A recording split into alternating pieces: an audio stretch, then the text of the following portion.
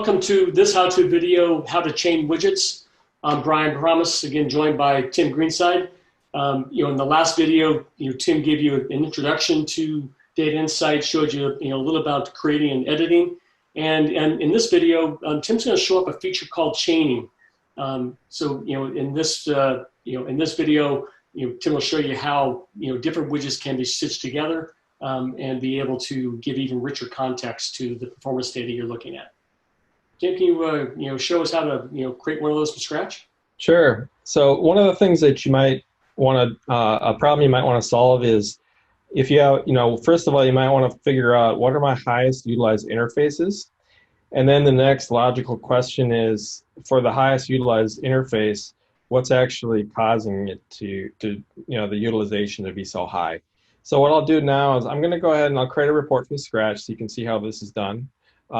I'll call this, top interfaces utilization here. Okay, and then I've got a tab here. You can have multiple tabs in these reports. For now, I'm just going to do one tab. This will be, my top and interfaces. So you can see here that I'm presented immediately. This is a new report, so it's opened up my add widget palette, and so here's a palette of the widgets I have available. So I want to add a top end widget. And so the resource type here is going to be an object group. In this case, I'm looking for my widgets that have flow data also, or my interfaces that have flow data enabled on them. So I'm going to select my flow interface group.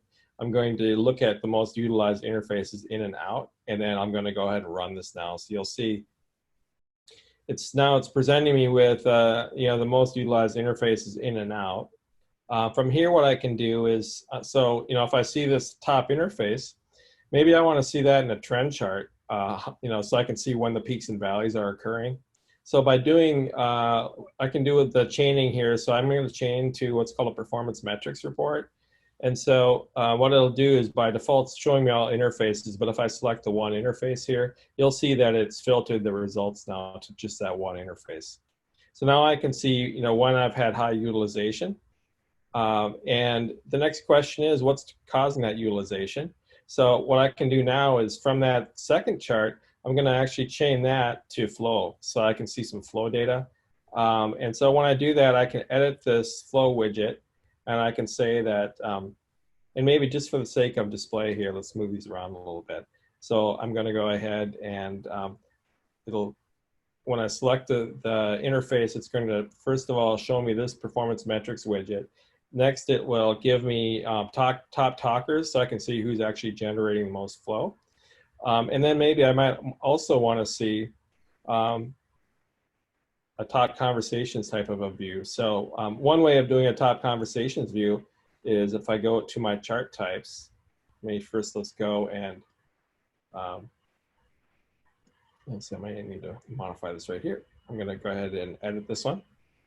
And so now you can see I've got a blue box around it, which tells me that I'm in edit mode.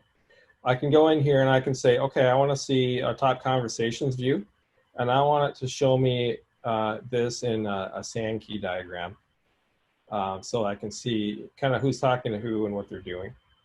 So I'll go ahead and see if I can get this to run. Let's see, not top talkers. I want to see top conversations. Okay, so now I'm going to go back to view mode, which is this eyeball here. So that makes the edit palette go away. Once I've done that, now what I can do is I've got these all linked together now. So when I come into this report, by default, it shows you everything. But you're able to go in and I could pick, like if I wanted to see the firewall interface. Just by selecting that now, you can see that it's dynamically going out and modifying the views. Based upon a particular component that I'm selecting. So like the Singapore core router, it's going to go out and give me the data for that device.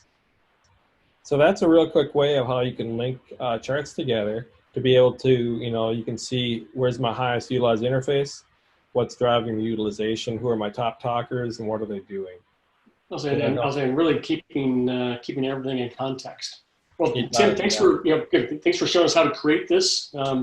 And thanks for tuning into this video. In the next video, we're actually going to walk through what it's like to create a workflow between reports, right? Not just links that we have here within a single report.